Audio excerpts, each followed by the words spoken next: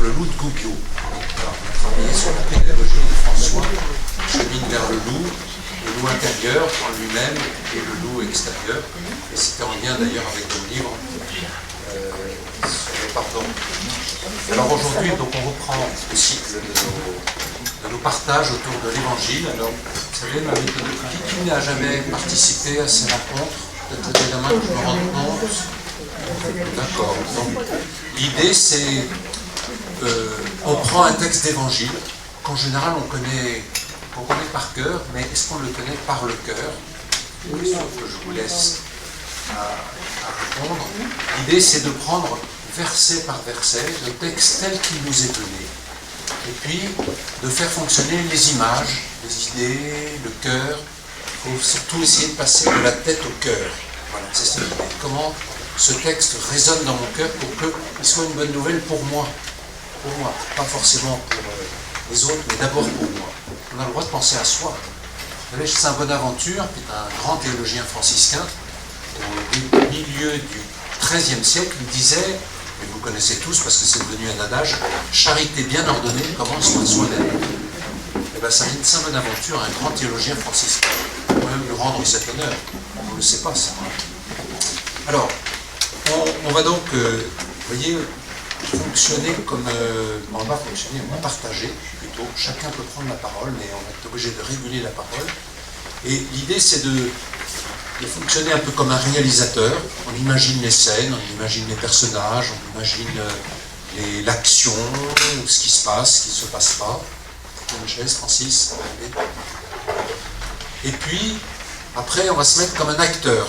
On va se mettre à la place, par exemple, ici, il y a 10 lépreux, il y a Jésus, il y a des prêtres, voilà, il y a des personnages. On peut se mettre à la place de n'importe quel personnage, et puis on se dit, mais qu'est-ce qui se passe dans ma vie, dans mon cœur, dans ma foi, dans mes doutes, quand voilà, je suis un des lépreux, je suis peut-être celui qui revient ou celui qui ne revient pas. Qu'est-ce qui se passe dans mon cœur, vous voyez, pour vraiment faire une expérience de la rencontre du Christ. C'est vraiment ça l'objectif que je vous propose, c'est que chacun de nous, à partir de ce texte d'évangile, on puisse faire une rencontre du Christ et que l'on puisse faire de même après, dans notre méditation. Chaque jour, l'Église nous donne un texte d'évangile à méditer.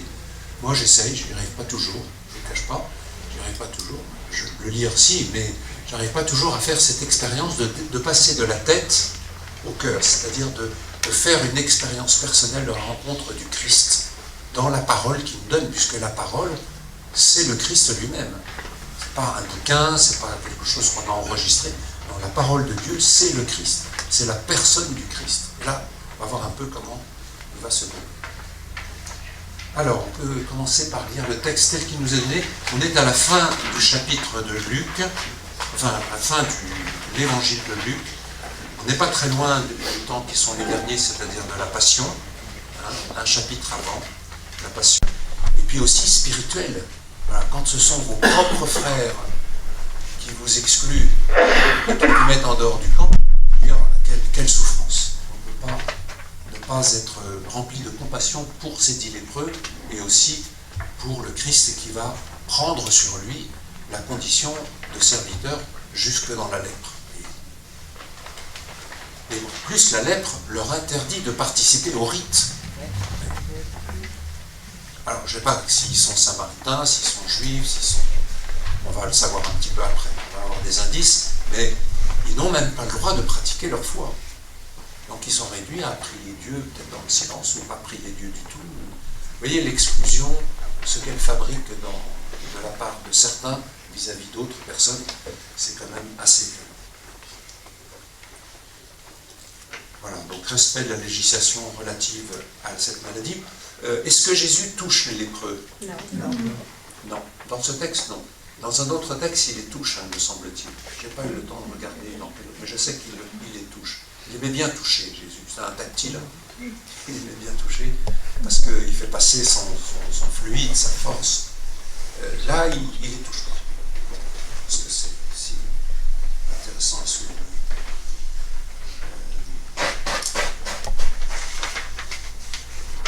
Sur le plan spirituel, ils viennent à sa rencontre. Ah, il y a des catéchumènes parmi nous.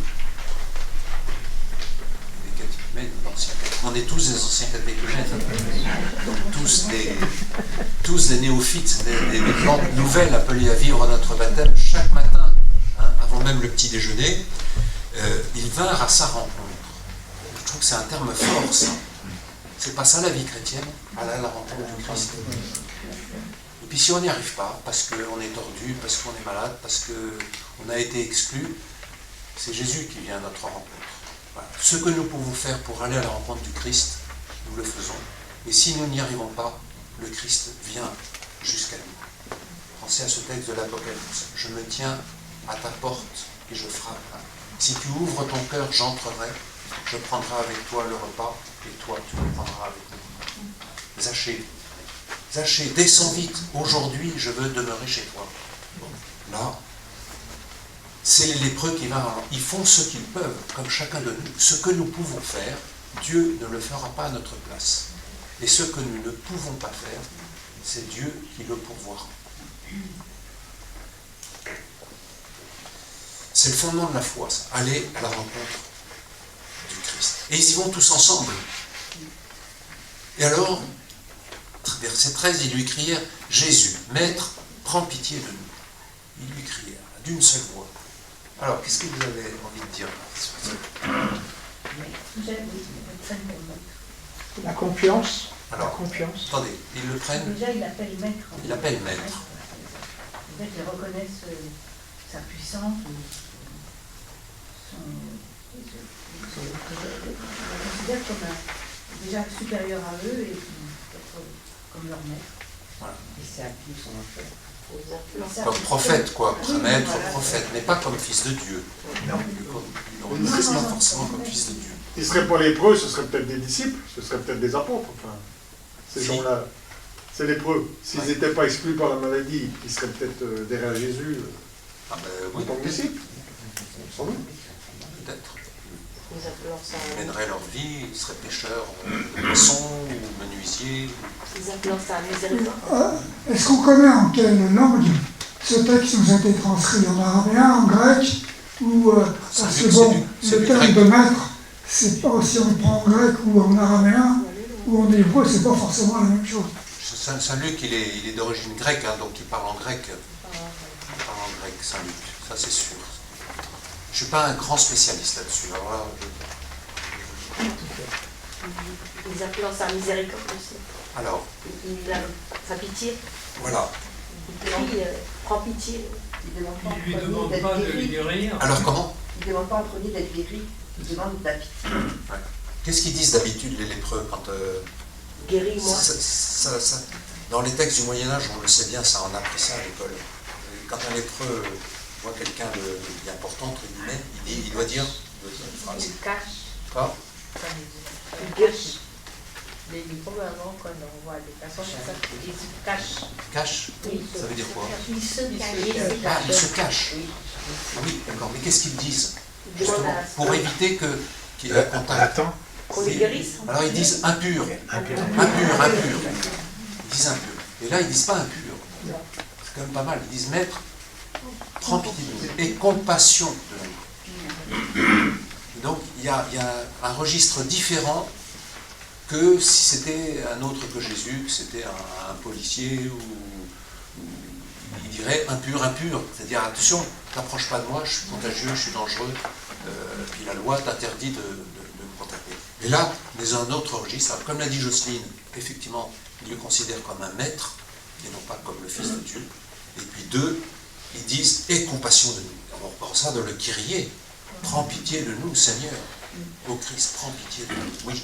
Oui, la confiance entière en Jésus. Ben oui, Confiance entière. confiance entière. Et c'est Exactement. miséricorde. Est-ce que c'est un acte de foi? Prends pitié, c'est miséricorde. Ah ben oui, alors ils viennent vers Jésus, ils lui crient, c'est un acte de foi. Et le psaume 33, un pauvre crie, le Seigneur entend. Si on crie sa détresse, c'est parce qu'on pense que quelqu'un va l'entendre et que ce cri ne reviendra pas sans un effet. Donc c'est un acte de confiance immense. Moi je l'ai mesuré en prison comme ça. Le fait de crier sa détresse, je dirais le contraire, c'est la garder en soi. La garder en soi, et ça fait cocotte minute, et ça tue. Tandis que la crier, l'exorciser, faire une sorte d'exorcisme, faire sortir de soi, ça permet d'exister, de se tenir finalement en dehors de cette souffrance. Alors qu'on m'avait réduit à cette souffrance, à cette lettre, c'est un lépreux, je sors quelque part, grâce à ce cri, je sors de cette étiquette qu'on m'a collée à la peau, et pour exister, moi, Benoît, chacun d'entre nous, voilà, je suis plus grand que ma maladie. Ça, c'est extrêmement important. Ça. Et on sait bien, par exemple, les personnes qui sont malades, qui ont un cancer ou autre, quand ils arrivent à parler à leur conjoint, aux soignants, enfin, ou à un psychologue, etc., ils font une sorte de sortie de soi pour arriver à ne pas coller à cette souffrance dans laquelle on aurait tendance à se coller à sa propre souffrance. Et ça, c'est très dangereux parce que du coup, on empêche la guérison. Tandis que si on arrive, il y a une part de psychologique dans la guérison, quand on arrive à sortir de soi, semble-t-il. Moi, je voulais dire au début, les lépreux, ils appellent Jésus, ils l'appellent par son nom, ils l'appellent Jésus. Ils ne s'adressent pas à n'importe qui. Ils ne disent pas maître, par exemple. Ils l'appellent Jésus, bien vu, maître. Oui, prends pitié. on n'a pas souligné Et c'est ça. important parce que c'est une personne précise. Tu as raison. Donc, il connaissait son nom, oui, tu as raison. Jésus, maître. Voilà. C'est la personne, l'homme Jésus, et c'est aussi le maître capable de faire des actes de guérison. Maître par la parole, mais maître aussi par les actes. D'ailleurs, dans l'évangile de Luc, au chapitre 4, au tout début, c'est un texte très très important, où Jésus est dans la synagogue de Capharnaüm, et là il lit le prophète Isaïe, et il dit, voilà, je suis venu apporter la bonne nouvelle aux pauvres, guérir les malades, annoncer au peuple sa guérison, sa délivrance. Bon, c'est à peu près ça, mais je ne garantis pas exactement. Et puis, tout le monde était dans l'admiration, et puis ensuite il va dire, je suis prophète, enfin il va le dire comme ça en creux, il va s'annoncer comme un prophète, c'est-à-dire puissant par la parole, maître par la parole, et aussi médecin. C'est-à-dire, c'est un prophète qui est médecin. Donc maître, c'est être à la fois auteur de sa parole et auteur de ses actes. Ce que Jésus dit, il le fait. C'est ça un sacrement d'ailleurs. Le sacrement, c'est pas autre chose.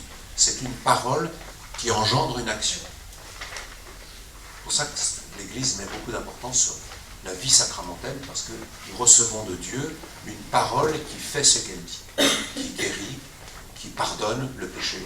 Je te pardonne, mon Père, qui lave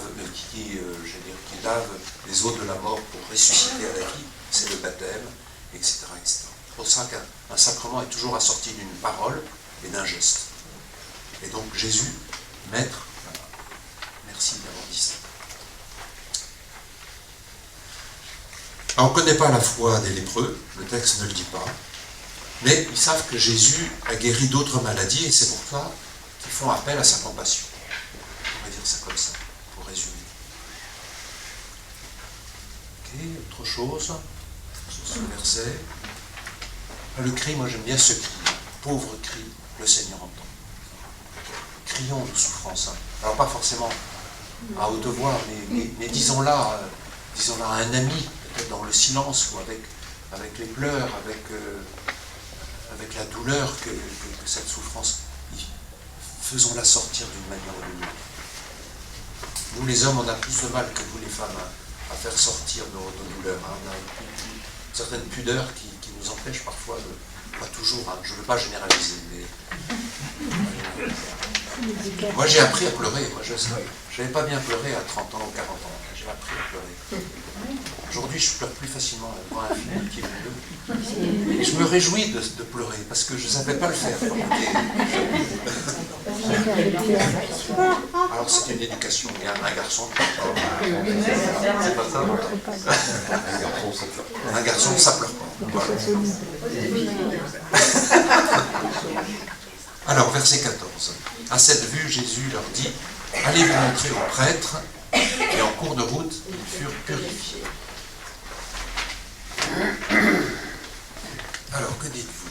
la parole. Alors, selon la loi lévitique, c'était une fois qu'on était guéri qu'on allait se montrer aux prêtres. Là, il ne dit pas qu'ils sont guéris, donc Jésus leur dit tout simplement d'aller vous montrer aux prêtres. C'était la loi selon le Lévitique, pour être réintégré dans la communauté. Mais selon guérison apparente, tout de suite, là, on ne sait pas, hein, ce n'est pas dit, mais il les envoie aux prêtres. C'est le geste à faire pour être réintégré dans la communauté. On se posait la question de savoir s'ils avaient la foi. Pour moi, ils avaient la foi. Puisque justement, ils n'ont pas attendu que la guérison soit physique, elle a eu lieu en cours de route. Mais ceci Donc, ils ont eu, allez vous montrer, ils y sont allés dans la conscience qu'ils allaient être C'est la guéris. parole de Jésus. Ouais. Bah, c'est pas si sûr. Je suis pas Moi, sûr. comme lépreux, je sais pas si j'aurais... Non, mais eux, oui. Oui. Peut-être. Mais moi, j'essaie de me mettre à sa place. C'est ce que tu nous demandes. Ben, je sais pas si je me serais dit, ben, moi j'ai vraiment la foi, j'ai confiance, et il me dit d'aller voir un autre.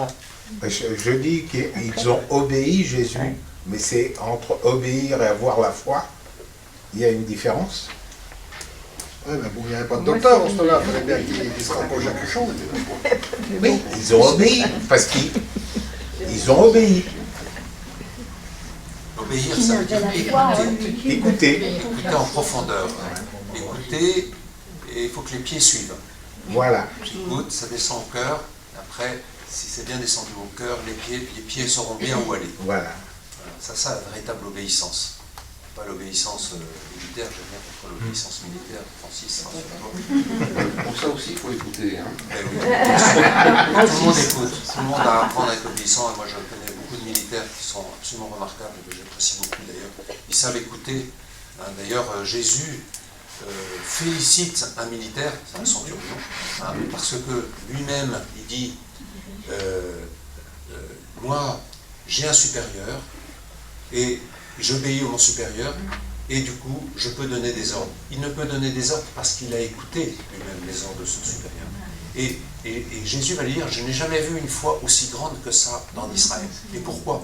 Parce que ça voulait dire en creux que le centurion reconnaissait que Jésus lui-même était obéissant, c'est-à-dire ce qu'il nous donnait à entendre et à vivre, il ne nous donnait rien qu'il n'ait entendu du Père.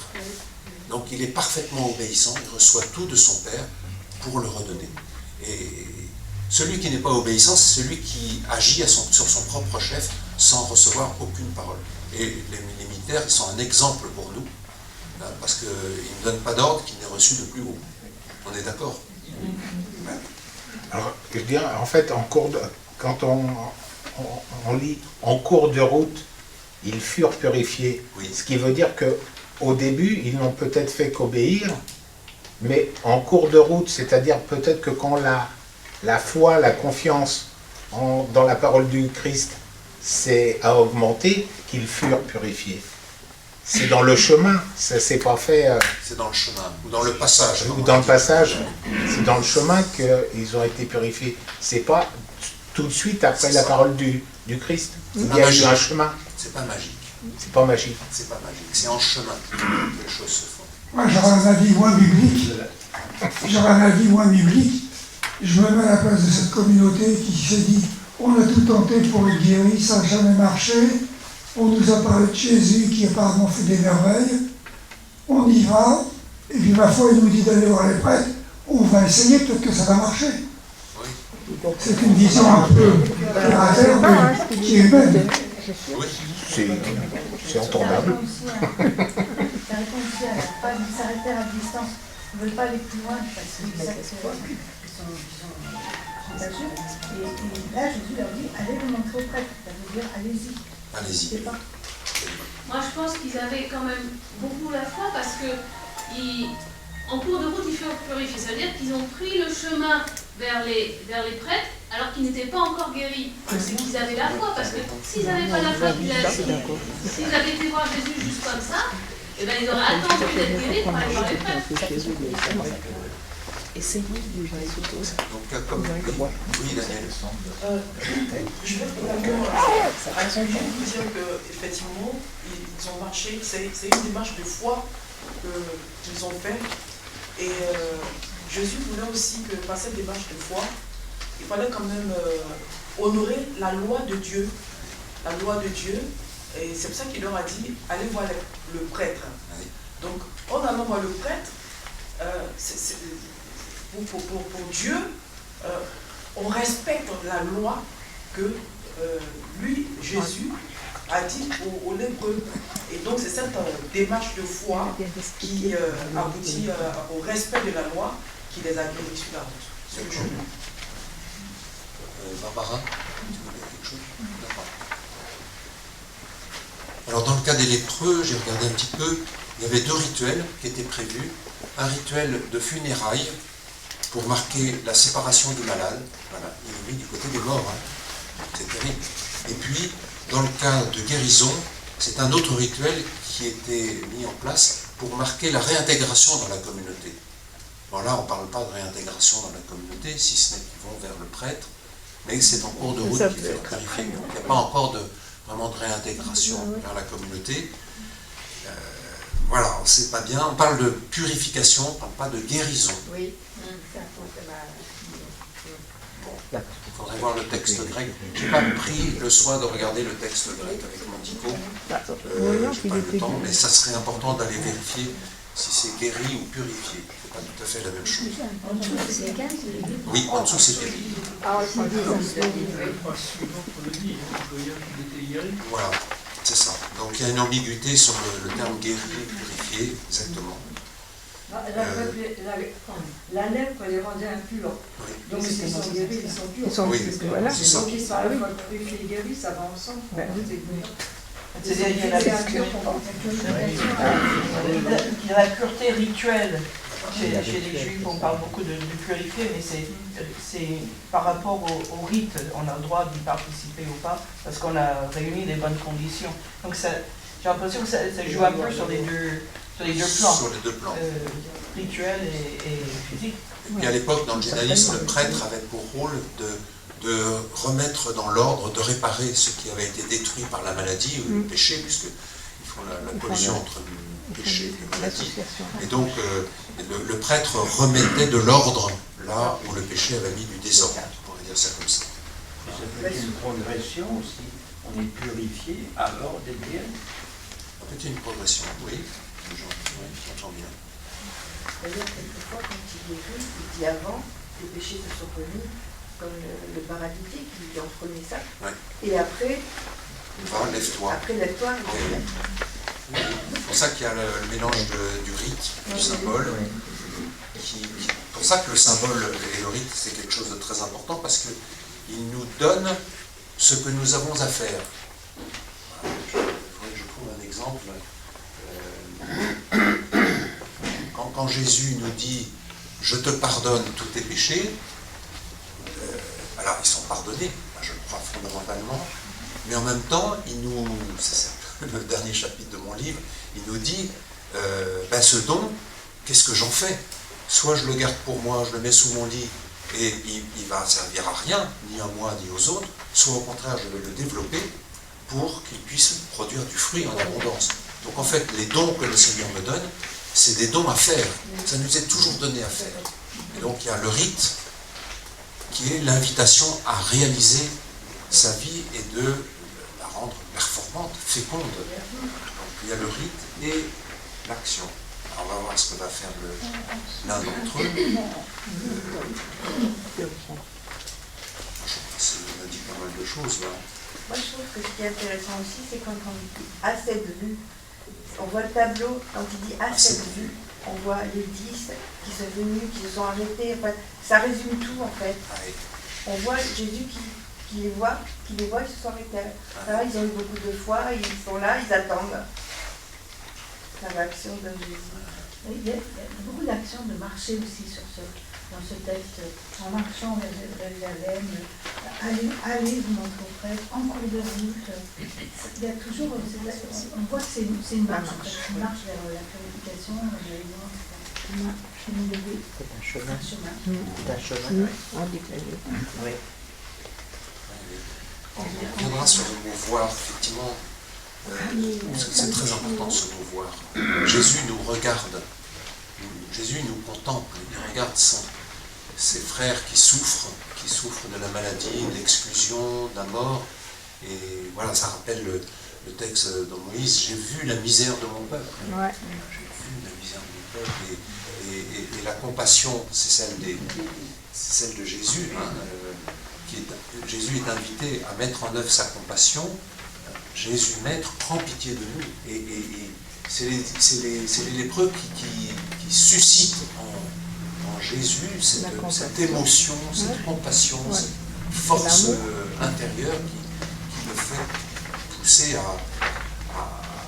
bon, il n'est pas gourou, c'est-à-dire qu'il ne va pas guérir lui-même.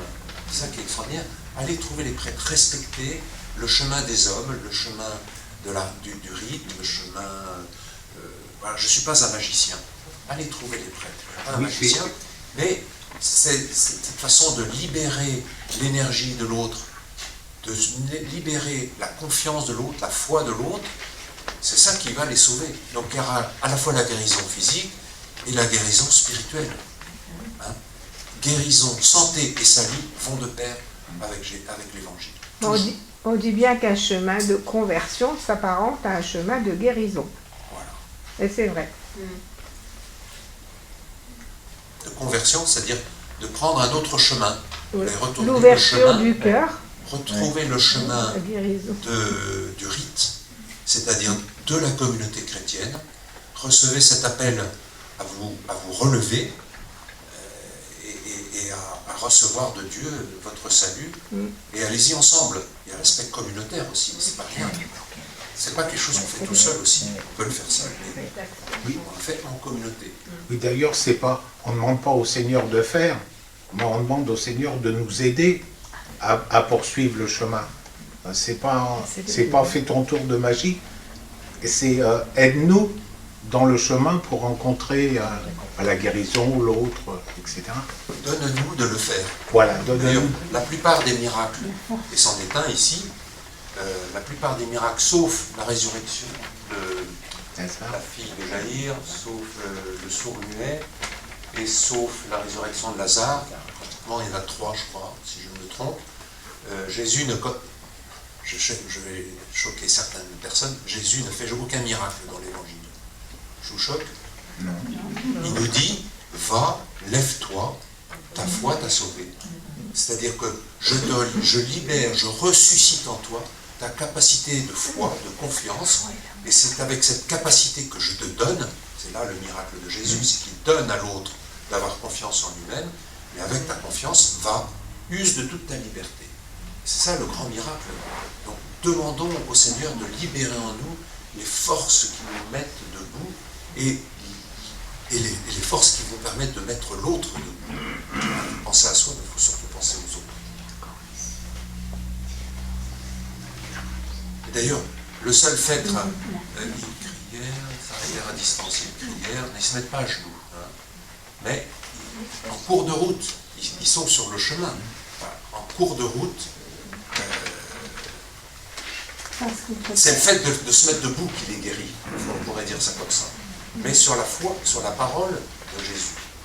C'est la parole de Jésus. C'est Jésus qui sauve. Ce n'est pas nous qui nous sauvons. Ce n'est pas seulement nos forces vives qui nous sauvent. C'est sur la parole de Jésus, qui est le Fils de Dieu, qui ressuscite en nous notre capacité à croire, à intercéder, c'est-à-dire à crier sa souffrance, et à aller retourner vers les hommes, en particulier vers le rite. C'est ça que Jésus ressuscite en nous. Alors l'un d'eux, voyant qu'il était guéri, revint sur ses pas en glorifiant Dieu à pleine voix.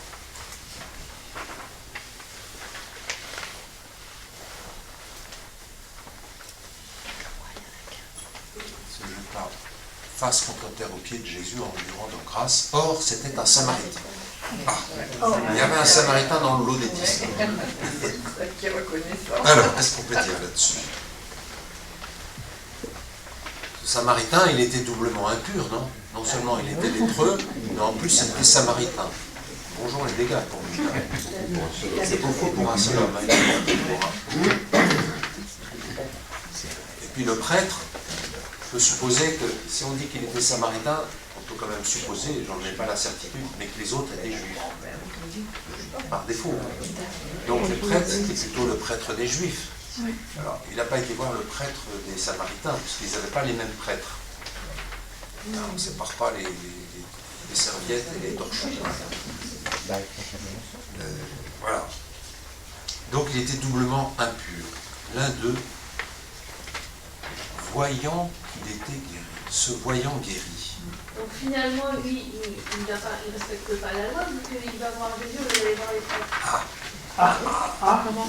Ça c'est intéressant ça. Alors, Qu'il place Jésus au-dessus.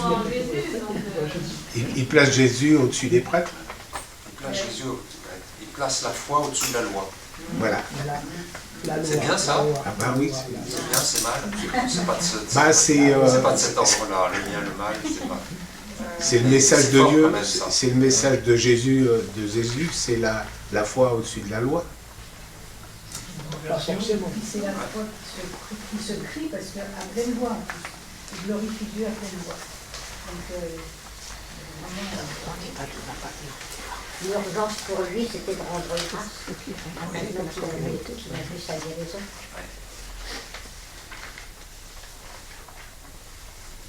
Revenir sur ses pas, c'est peut-être aussi une image. Il revient sur son. Il avait peut-être plus la foi et en voyant Jésus, il retrouve sa foi. Il est revenu sur ses pas. Il est revenu sur ses pas. C'est la réalité. C'est sa foi qui revient. Conversion. Conversion. Alors, il revient, effectivement, on rejoint ce que disait tout à l'heure Monique. La conversion, c'est. Vous avez fait des conversions en ski, non? En ski. Mais comme ça, on arrive au bord du précipice. Alors, hop. Ça, c'est vraiment changer de 180 degrés. C'est vraiment faire double. Ouais, vous avez compris. La conversion, c'est vraiment changer radicalement de vie et d'optique et de vue. Oui, juste une remarque. Le Samaritain sait qu'il est vraiment guéri. Parce qu'il vient se mettre aux pieds de Jésus, alors qu'au passage précédent, il lui parlait de manière éloignée. Donc s'il s'en rapproche, il sait que sa maladie a disparu. Oui, d'accord. C'est marqué, voyant qu'il était guéri. Se voyant guéri, exactement. Mais par rapport à la communauté, il vient aux pieds de Jésus. Moi, ce mot « voir », j'y attache beaucoup d'importance. Est-ce que vous connaissez la fameuse phrase de saint Irénée, premier évêque de Lyon? La gloire de Dieu, c'est l'homme debout. C'est l'homme vivant. L'homme debout. L'homme debout, voilà. Et la gloire de l'homme, la suite. C'est très important, c'est la suite. La gloire de Dieu, c'est l'homme vivant, debout. Voilà, il est debout. Et la gloire de l'homme, c'est l'homme. La gloire de l'homme, c'est. Vous ne connaissez pas? C'est de voir Dieu. C'est de voir Dieu. Et dans ce mot voir, mettez-le en grec, théoréo, ça veut dire contempler. La gloire de l'homme, c'est de contempler Dieu. C'est-à-dire de le discerner présent dans ma vie, dans la vie des autres, dans la vie. Voilà. Et dans sa guérison. Il était pécheur, doublement pécheur, on l'a vu, Samaritain, doublement pécheur. Il portait un sacré poids sur les épaules. Et voilà qu'il a exorcisé son double mal. Et qu'il peut se retourner, vers Dieu, Jésus étant le lieutenant de Dieu, tenant-lieu de Dieu, et il voit Dieu. La gloire de l'homme, c'est de voir Dieu. Alors nous, on ne le voit pas en direct, mais on le voit par nos frères. On le voit à chaque fois qu'il y a un de ces petits de notre monde qui se met debout, chaque fois qu'il y a quelqu'un qui était sans domicile et à qui on a pu trouver un domicile, chaque fois que, etc., on peut conjuguer. Chaque fois que je vois un homme qui se met debout, eh bien c'est la gloire de Dieu, et chaque fois que et que la gloire de l'homme est que du coup, je ramène ce relèvement de l'homme vers Dieu qui en est à l'origine. Vous voyez, ce double mouvement. Je ramène. C'est ce que fait ce lépreux. Il rend grâce à Dieu pour le bien qu'il a reçu, son salut, sa santé, son salut moral, sa santé, sa réintégration aussi. Ça, on ne voit pas encore la réintégration. Et puis, qu'est-ce que je veux dire?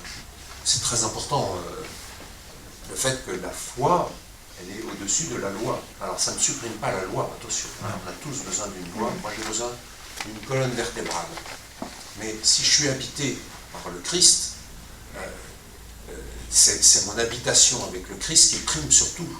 Mais je sais très bien que pour pouvoir vivre cette habitation avec le Christ, cette communion avec le Christ, cette contemplation avec le Christ, pour pouvoir la vivre dans la durée, chaque jour, qu'il neige, qu'il pleuve, qu'il fasse beau, que je sois de bonne humeur ou de mauvaise humeur, j'ai besoin d'une colonne vertébrale. Donc la loi, il ne s'agit pas de faire fi de la loi. La loi, elle est nécessaire. Mais la foi est beaucoup plus grande. Mon habitation avec le Christ est tellement plus grande que ma colonne vertébrale. Même si je perds l'usage de ma colonne vertébrale, je peux garder la foi. Tandis que l'inverse, c'est plus difficile. Oui, puisque en fait, quand Jésus donne le 11e commandement, c'est aimez-vous les uns les autres comme moi je vous ai aimé, il englobe aussi les 10 commandements de Moïse. C'est ça. D'ailleurs, le Christ n'a pas mis la loi, puisqu'il a dit qu'il a accompli la loi. Il a accompli la loi. Dans un autre passage, je ne sais pas le passage. Il n'est pas venu abolir, mais accomplir. Donc, il ne dit pas la loi. Bah non. Vous révélez le véritable sens de la loi, qui est de conduire à Dieu.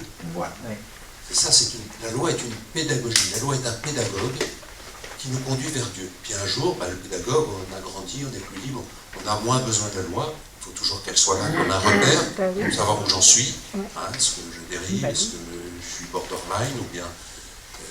j'ai toujours besoin de la loi, toujours garder. Mais ce qui est prioritaire, c'est mon contact avec Dieu. Alors vous voyez, déjà, on peut faire une sorte de synthèse. Voilà, la foi, c'est quoi? Si on relit en arrière ce texte, la foi, qu'est-ce qu'on a vu? C'est crier, aller à la rencontre. C'est ça que je cherche. Aller à la rencontre du Christ. Chercher Dieu. On est tous des chercheurs de Dieu. Ensuite, crier à Dieu notre détresse. Voilà, nous sommes des hommes avec nos limites et notre besoin d'être sauvés. On ne peut pas se sauver tout seul. Vous savez, quand on est pressé, on dit « Allez, je me sauve ». Mais non, on ne peut pas se sauver tout seul. C'est Dieu qui nous sauve. J'ai besoin d'être sauvé. Ensuite, j'obéis, on a prononcé le mot obéir, écouter, et donc mettre en œuvre cette écoute, voilà, que les pieds suivent ce qui est descendu jusqu'au cœur, pour aller trouver les prêtres, c'est-à-dire la communauté des croyants, avec le rite de la loi, qui est tout à fait nécessaire, et après revenir vers le Christ, parce que sauvé, revenir vers lui, et se jeter face contre terre, l'adorer. Voilà, un croyant, il adore. Il n'adore pas des veaux gras, des veaux d'or, pardon. Il adore le Christ, parce que seul le Christ peut nous sauver. On n'adore que celui qui nous sauve. Donc ça va déjà pas mal sur la foi. Il y a déjà pas mal d'éléments à vivre, chacun de nous. Et puis de voir, alors ce mot voir, la foi c'est de voir Dieu, de contempler Dieu, parce que j'ai été sauvé, parce que j'ai sauvé d'autres. Enfin, on ne sauve pas les autres, mais quand même, on aide les autres à se mettre debout. Eh bien, j'ai à revenir vers la source de ce salut qui est le Christ. D'où l'importance d'avoir une spiritualité forte dans nos vies, qui est de faire cet aller-retour. Tout vient de Dieu, tout passe par moi, et tout doit revenir vers Dieu. Si je ne suis pas situé entre cet alpha et cet oméga, je vais devenir omnipotent, je vais faire des abus de pouvoir, si je reçois tout de Dieu, comme ce centurion qui reçoit tout de son supérieur, pour le redonner après aux autres, parce que c'est pour les autres, je suis dans la juste présence à Dieu, aux autres, et aussi à moi-même. Voilà. Alors, or, c'était un Samaritain. Quand vous entendez ça, or, c'était un Samaritain. Or, c'était pas celui qui était prévu au départ, enfin, sur lequel on aurait misé au départ. D'autant plus l'action de Dieu. Mais on ne sait pas comment ils s'entendaient avec les 9 autres, mais ils étaient compagnons d'infortune, donc je pense que vous pouvez imaginer dans les camps de concentration à Dachau ou à Birkenau, il y avait tout, il y avait avait des truands, il y avait des saints, il y avait des bluffeurs, il y avait etc. Et je pense qu'ils ont dû serrer les coudes pour pouvoir tenir dans cette même galère. Alors après comment ils vont... Est-ce qu'ils ne vont pas retrouver après leur division interne, leur division religieuse? Probablement. Je crois que dans les camps, il y avait des histoires comme quoi quand quelqu'un était mourant, on lui piquait sa paillasse, Oui, non, mais... il y avait de tout. Je pense que c'est une démarche personnelle. Ça semble tellement naturel. Oui, parce que quand on est en train de mourir de faim, c'est une démarche... on ne sait pas ce que l'hommerie peut fabriquer. Non. On peut être un saint, on peut être un... Mais certains ont prélevé sur leur soupe pour donner à Certains, voilà. Il y avait les saints et les les saints. Et on ne sait pas, nous, comment on serait C'est une démarche personnelle. C'est pour ça qu'il n'y a qu'un seul qui est revenu. C'est pour ça que... C'est pour ça qu'il n'y a qu'un seul qui est revenu. C'est une démarche personnelle. C'est important de souligner. C'est une démarche personnelle. Mais la foi est une démarche personnelle, même si on a besoin de frères et de sœurs pour cheminer vers la foi. C'est une démarche. Je crois. Ouais, merci.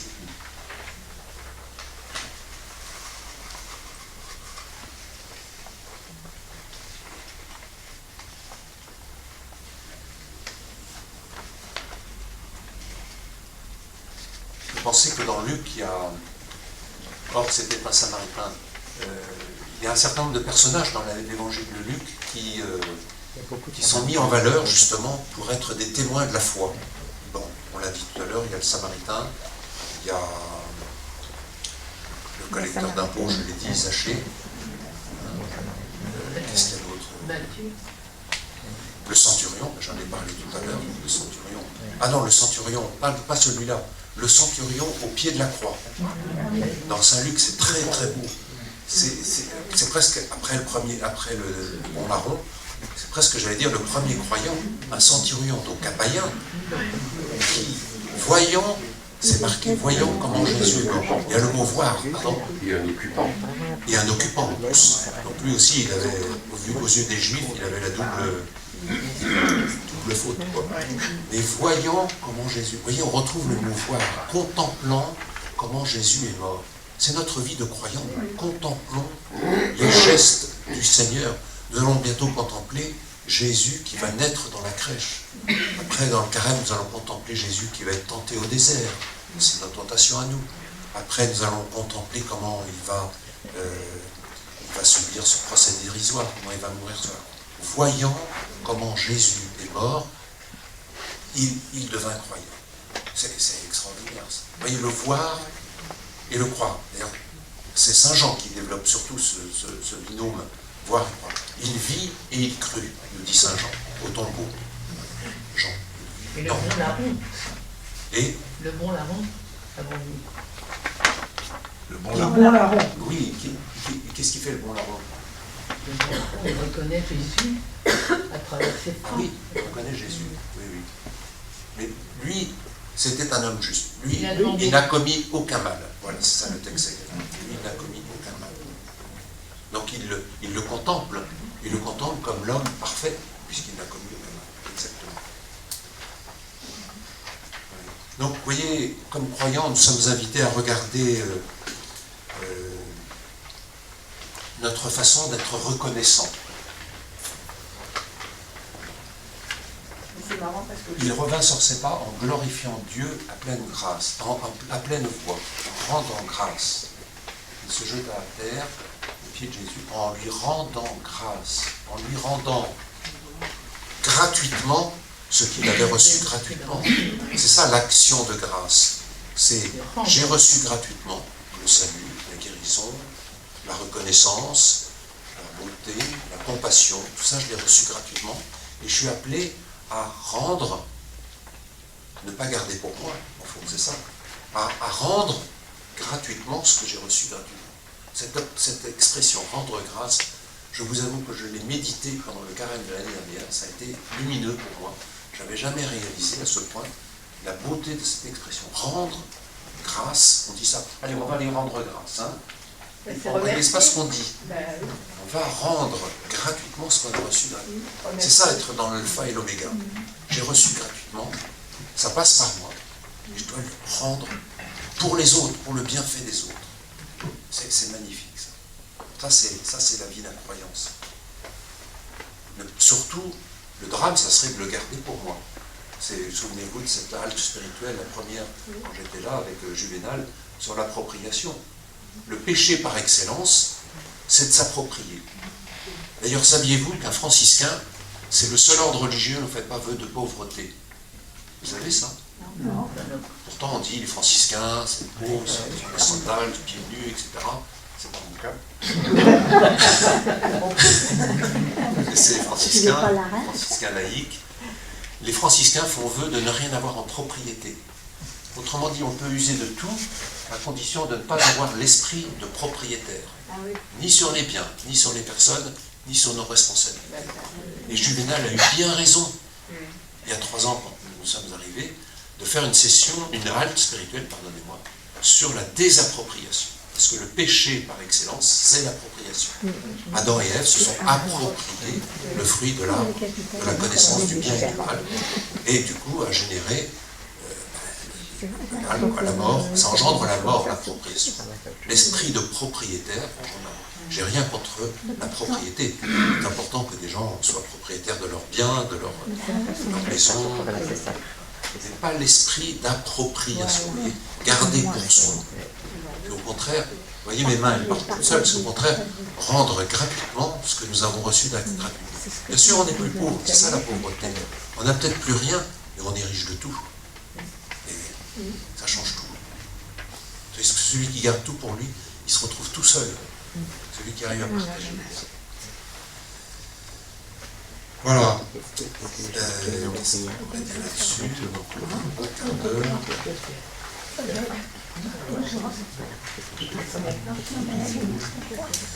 Oui, c'est beau quand même, parce que ce Samaritain, c'était un étranger à la loi juive, et c'est quand même lui qui a été conduit à la véritable conversion. Je ne vais pas reprendre tout ce que j'ai dit, tout le chemin de la conversion. C'est un étranger qui a accédé à ce chemin. C'est extraordinaire. Et ça doit nous faire réfléchir tous ensemble. Lisez la première exhortation apostolique du pape Léon, Dilexité. Moi, je l'ai avalée. Ça m'a pris 2h30. Bon, je lis un peu vite quand même, mais c'est remarquable. C'est remarquable parce qu'il dit, c'est le plus déshérité. Il nous révèle ce que c'est qu'être croyant, véritablement. Il nous révèle la force qu'a l'évangile dans le cœur d'un homme ou d'une femme. Parce que justement, il a fait l'expérience d'avoir été lépreux, avec la double peine d'avoir été rejeté, etc. Et du coup, il nous révèle ce que c'est qu'être croyant. Ce Samaritain, qu'on pourrait prendre d'ailleurs comme exemple de cette exhortation apostolique, ce Samaritain est l'exemple de notre conversion de foi. Quel que soit notre chemin. Nous avons tous à vivre là-dedans. Alors, il faut qu'on finisse, hein. Alors Jésus prit la parole. Tous les 10 n'ont-ils pas été purifiés les 9 autres? Où sont-ils? Il ne s'est trouvé parmi eux que cet étranger, pour revenir sur ses pas et rendre gloire à Dieu. Et si on a une certaine lecture, on peut se dire, c'est Jésus qui leur... Les 9 autres, ils ont fait obéir à Jésus, parce que Jésus leur a dit d'aller voir les prêtres. Donc, Jésus se dit, mais comment ça se fait qu'ils ne viennent pas? Ben oui, mais on pourrait dire que, obéissant, on va voir les prêtres. C'est la loi et la foi. C'est la loi et la foi. La liberté de la foi, qui fait qu'on n'est pas là simplement pour accomplir un rite parfaitement, parce que la loi, dira saint Paul, elle peut tuer aussi. Oui. Mais la loi nous rend libres. Parce que j'ai accompli la loi, je suis capable de faire des choses plus grandes que la loi. Donc de revenir vers lui et surtout de rendre gloire à Dieu, de rapporter à Dieu ce qui vient de lui, pour pouvoir en vivre. Et non pas me l'approprier, Il s'agit bien d'une conversion. Il criait sa souffrance, il rend gloire à Dieu. Vous voyez le chemin qu'il s'est fait. Le cri devient un acte de reconnaissance, de rendre gloire. C'est la résurrection, ça. N'oublions pas qu'il va de la Samarie, en passant par la Galilée, prémisse de la résurrection, jusqu'à son lieu de passage, à Pâques. Voilà. On a la résurrection en acte, là. C'est ça, la résurrection. C'est pas simplement la vie après la mort. La résurrection, c'est la vie de ce Samaritain lépreux. Il est ressuscité. Et chaque fois que nous faisons des choses de cet ordre-là, nous ressuscitons. Et ça doit se voir dans la tête de quelqu'un. Comme disait, vous les chrétiens, ayez des gueules de sauvés. Ayez des gueules de sauvés. Ah, j'ai oublié qui disait ça. C'est un théologien ou un cardinal. J'ai l'impression que dans ces deux lignes, Jésus s'adresse aux apôtres. Il prend, ou enfin à la foule, puisqu'en fait, on n'a pas l'air de s'adresser aux Samaritains, mais pour bien montrer, pour bien faire réfléchir ses disciples qui le suivent. Ah oui, c'est intéressant ça. C'est de savoir s'il était tout seul ou s'il y avait d'autres avec lui. Les disciples sont à côté, ils sont assistés, ils sont les grands absents de ce passage, mais ils sont là. Voilà. Pour moi, c'est le. D'après ce fait, qu'est-ce que vous en tirez comme leçon? Autrement dit, les disciples eux-mêmes ont besoin de conversion. Ils ont besoin d'apprendre du Maître, qui est Jésus, ce que c'est qu'être croyant. Ouais, c'est très très bien. Oui, parce qu'après, au verset 19, Jésus lui dit aux lépreux, il va s'adresser directement aux lépreux, mais il fait son petit couplet. Non, très bien, ça me plaît bien ça. Il s'agit d'une résurrection. Et il s'agit aussi d'une profonde union avec la personne du Christ. Vous voyez, être croyant, c'est avoir une relation personnelle avec le Christ. Hein, on l'a dit un petit peu au début. C'est-à-dire, il revient au Christ, ce lépreux, pour vivre du Christ. Après il va le quitter, le Christ. Il va retourner à ses occupations, sa communauté, sa famille. Et on peut n'être qu'heureux qu'il soit réintégré dans une communauté de vivants, parce qu'il n'y a rien de pire que d'être exclu. Mais en Christ, c'est-à-dire la relation au Christ est fondatrice de toutes mes relations avec les autres. Si je me coupe du Christ, j'aurai une relation atrophiée, cryptée avec les autres. Parce que branché au Christ, si je puis dire comme ça avec des mots modernes, branché au Christ, je peux déployer le meilleur de moi-même avec les autres. C'est forcément lié. C'est ça la croix. M'allier avec les autres, prend sa force et sa force et sa fécondité en Christ, et le Christ me renvoie toujours vers les autres. Allez trouver les prêtres. Toujours le Christ me renvoie vers les autres. Il n'est pas un gourou pour ça. Il ne me gardera jamais pour lui tout seul. Comme moi, je n'ai pas à garder mon Jésus pour moi tout seul. Mon Jésus m'envoie vers mes frères. Ça, c'est la force de la foi chrétienne.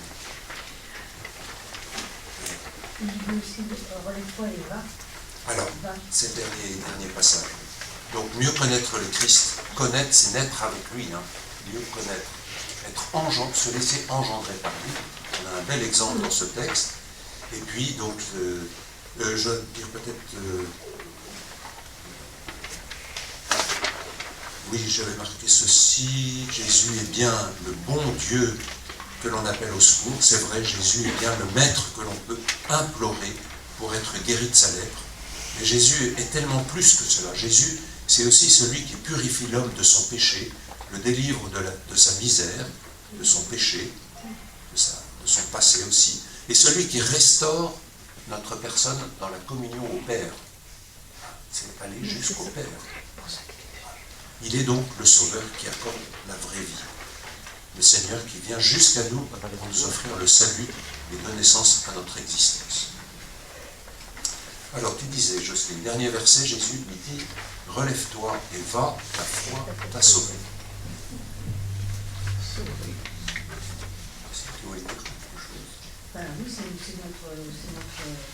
notre chemin.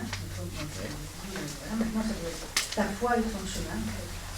Continue sur ce chemin de ta foi.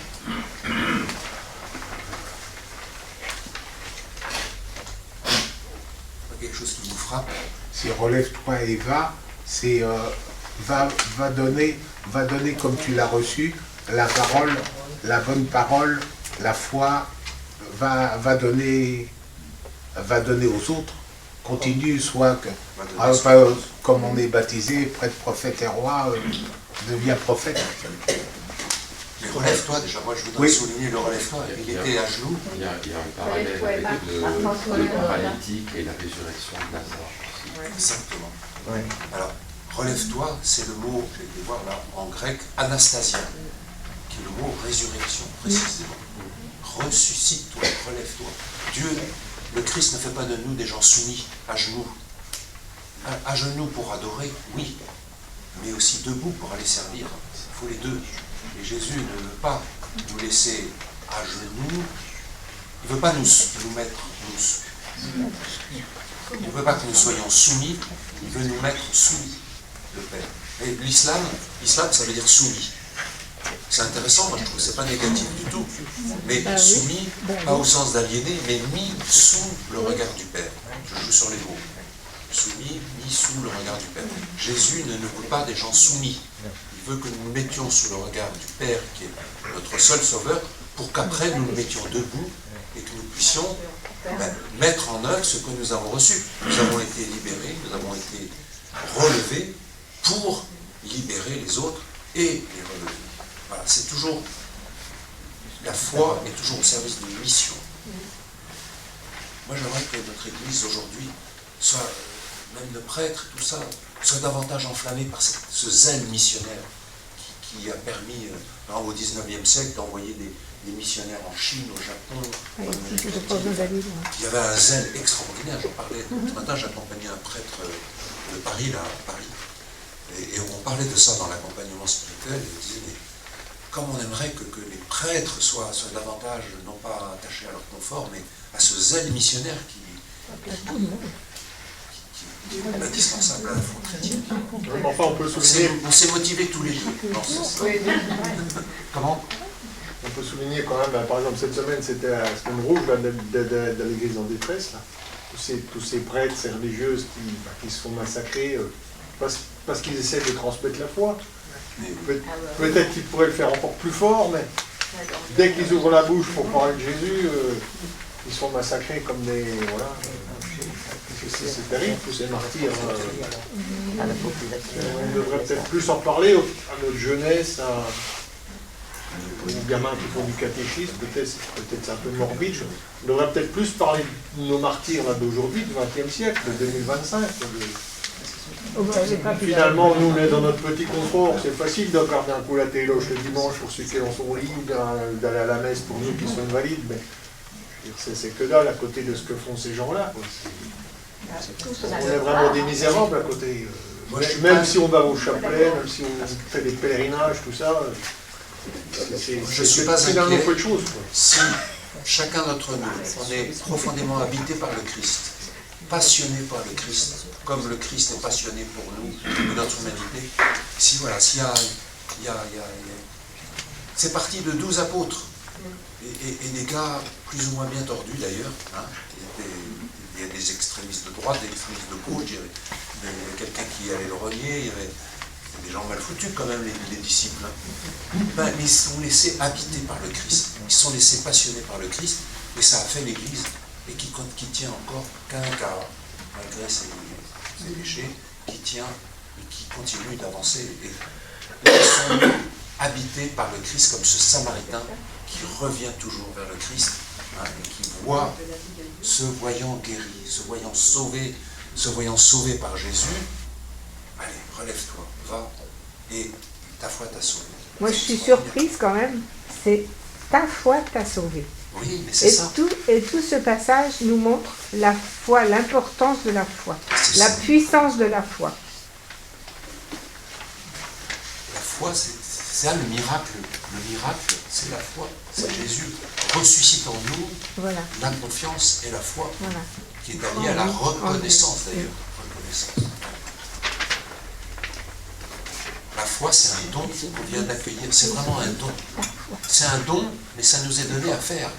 C'est pas un don, voilà, j'ai reçu mon petit Jésus, hein, je vais le mettre voilà, dans le tabernacle. Oui, il faut avoir Jésus devant le tabernacle. Mais cette foi, elle m'est donnée à faire, à vivre. Elle m'est donnée à être enflammée de cette foi. Parfois, même presque tout le temps, je me vois comme les 9 autres, que quand j'ai quelque chose à faire, j'oublie le reste, j'oublie l'essentiel en fait, j'oublie d'être spontané. Donc voilà, je peux passer par quelque chose qui est essentiel sur le chemin, ou que je me dis que ce Samaritain qui est revenu, c'est vraiment quelqu'un qui a fait des choses spontanément. Il est revenu par rapport aux autres.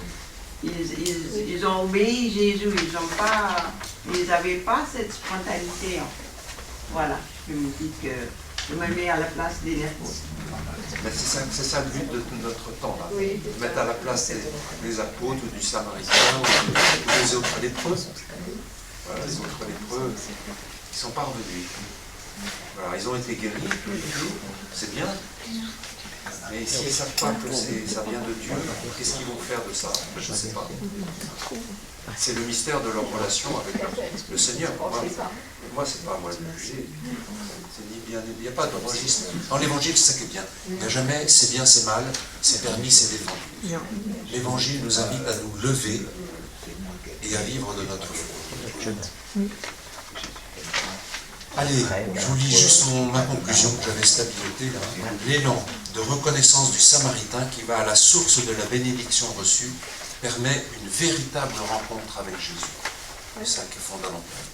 Le cœur, touché par la guérison corporelle, s'ouvre à une véritable relation avec le Seigneur. La reconnaissance du cœur ouvre à la reconnaissance de la foi. Il nous faut entendre cela, reconnaître l'action de Dieu en notre vie, ou dans la vie des autres, que ce soit dans la prière de louange, ou en un témoignage public, ou le service du frère, le service des plus déshérités. C'est également approfondir notre relation au Seigneur et grandir dans notre communion à lui. Merci de votre participation. Je suis laissé enseigner par vous. Nous allons chanter, si vous voulez, ensemble à prière de notre Père pour rendre grâce, comme je l'ai dit, à Dieu pour cette invitation à chacun d'entre nous d'être ce Samaritain. On a tous notre lettre, on a tous mettons-nous à la place de ce Samaritain et simplement prenons 10 minutes ou une demi-heure en relisant ce texte, il dit c'est moi, Benoît, Samaritain. Et je me mets à cette place et je vois ce qui se passe dans mon cœur, dans mon intelligence, mais pas que l'intelligence, dans mon cœur, dans mon émotion. J'ai le droit de pleurer. J'ai le droit de pleurer. Quand le Seigneur me dit, allez, Benoît, relève-toi. T'avais la trouille avant cette séance là, tu vois. Relève-toi. C'est vivant, c'est debout. C'est là. Allez. C'est la poésie. Oui. On va accomplir les œuvres du Père en croyant à celui qui a sauvé le monde, pour témoigner que Dieu est tendresse et qu'il aime la vie et qu'il nous fait confiance, pour exposer ce temps à la grâce et tenir l'univers dans la clarté pascale. L'Esprit nous appelle à vivre aujourd'hui, à vivre de la vie de Dieu. L'Esprit nous appelle à croire aujourd'hui, à croire au bel amour de Dieu, pour découvrir les forces nouvelles que l'Esprit fait lever en travaillant cet âge, pour nous ouvrir à toute rencontre et trouver Jésus-Christ en accueillant ses frères, pour être enfin le sein de la lumière, dans la joie de servir le serviteur de l'homme. L'Esprit nous appelle à vivre aujourd'hui, à vivre de la vie de Dieu. L'Esprit nous appelle à croire aujourd'hui, à croire au bel amour de Dieu. La voix est oreiller, donc je ne vais pas pouvoir continuer. Nous allons demander au Seigneur vraiment la grâce de cette passion pour le Christ, de se croire à ce bel amour de Dieu et de la passion pour nos frères et sœurs, les femmes et les hommes qui peinent sur le chemin de la vie parfaite, que nous soyons aussi des artisans de relèvement et de résurrection. Notre Père, qui es aux cieux, que ton nom soit sanctifié, que ton règne vienne, que ta volonté soit faite sur la terre comme au ciel. Donne-nous aujourd'hui notre pain de ce jour. Pardonne-nous nos offenses, comme nous pardonnons aussi à ceux qui nous ont offensés. Et ne nous laisse pas entrer en tentation, mais délivre-nous du mal. Car c'est à toi qu'appartiennent le règne, la puissance et la gloire, pour les siècles des siècles. Amen. Et que le Seigneur nous bénisse et qu'il nous garde, qu'il nous découvre sa face et nous prenne en pitié, qu'il tourne vers nous son visage et nous donne la paix. Que le Seigneur nous bénisse, le Père, le Fils et le Saint-Esprit. Amen. Voilà, bonne soirée. Merci à vous. Et c'est dans la prochaine.